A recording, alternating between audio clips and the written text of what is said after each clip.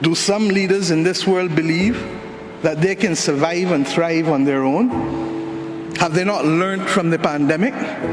Can there be peace and prosperity if 1/3 of the world literally prospers and the other 2/3 of the world live under siege and face calamitous threats to our well-being?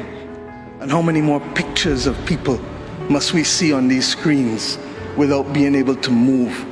Or are we so blinded and hardened that we can no longer appreciate the cries of humanity?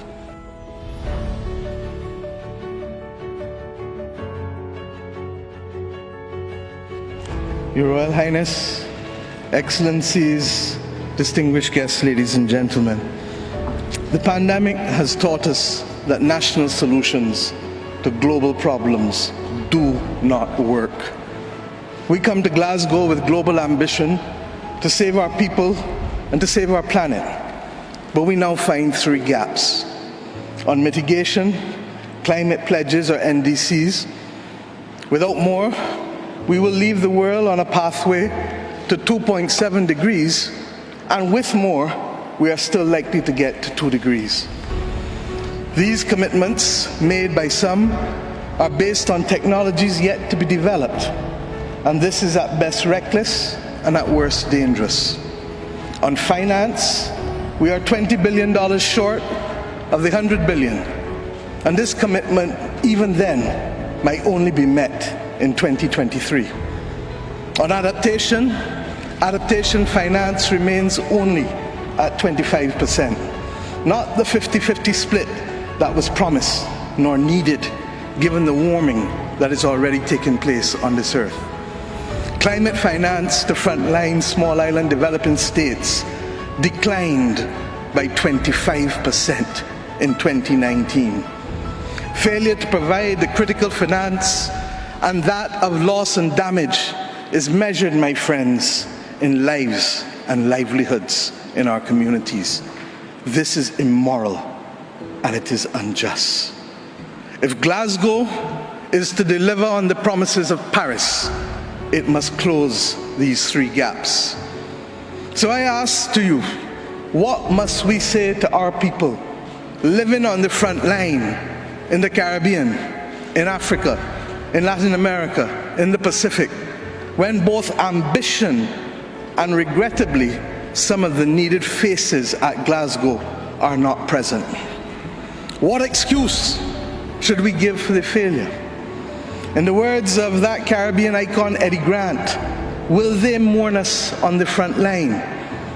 When will we, as world leaders across the world, address the pressing issues that are truly causing our people angst and worry, whether it is climate or whether it is vaccines? Simply put, when will leaders lead? Our people are watching, and our people are taking note. And are we really going to leave Scotland without the resolve and the ambition that is sorely needed to save lives and to save our planet? How many more voices and how many more pictures of people must we see on these screens without being able to move? Or are we so blinded and hardened that we can no longer appreciate the cries of humanity? I have been saying to Barbadians for many years that many hands make light work. Today, we need the correct mix of voices, ambition, and action. Do some leaders in this world believe that they can survive and thrive on their own? Have they not learned from the pandemic? Can there be peace and prosperity if 1/3 of the world literally prospers and the other 2/3 of the world live under siege and face calamitous threats to our well-being? What the world needs now, my friends, is that which is within the ambit of less than 200 persons who are willing and prepared to lead. Leaders must not fail those who elect them to lead. And I say to you, there is a sword that can cut down this Gordian knot, and it has been wielded before. The central banks of the wealthiest countries engaged in $25 trillion of quantitative easing in the last 13 years. 25 trillion. Of that, 9 trillion was in the last 18 months to fight the pandemic. Had we used that 25 trillion to purchase bonds, to finance the energy transition, or the transition of how we eat, or how we move ourselves in transport, we would now today be reaching that 1.5 degrees limit that is so vital to us. I say to you today in Glasgow that an annual increase in the SDRs of $500 billion a year for 20 years, put in a trust to finance the transition, is the real gap, Secretary General, that we need to close, not the 50 billion being proposed for adaptation. And if 500 billion sounds big to you, guess what? It is just 2% of the 25 trillion. This is the sword we need to wield. Our excitement 1 hour into this event is far less than it was 6 months ago leading up to this event. Can we, with those voices and these speeches from Sir David and others, find it within ourselves to get the resolve to bring Glasgow back on track? Or do we leave today believing that it was a failure before it starts? Our world, my friends, stands at a fork in the road. One no less significant than when the United Nations was formed in 1945. But then, the majority of our countries here did not exist. We exist now. The difference is we want to exist 100 years from now. And if our existence is to mean anything, then we must act in the interests of all of our people who are dependent on us. And if we don't, we will allow the path of greed and selfishness to sow the seeds of our common destruction.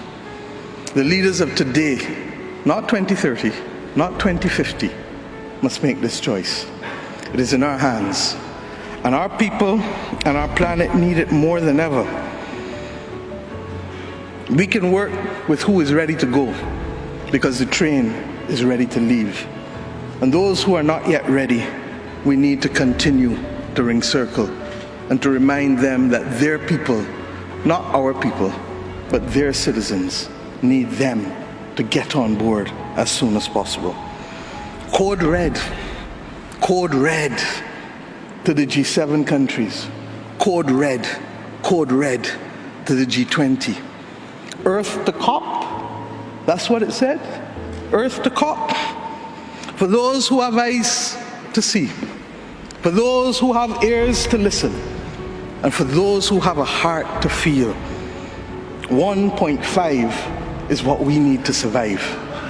2 degrees, yes, SG, is a death sentence for the people of Antigua and Barbuda, for the people of the Maldives, for the people of Dominica and Fiji, for the people of Kenya and Mozambique, and yes, for the people of Samoa and Barbados. We do not want that dreaded death sentence. And we've come here today to say, try harder,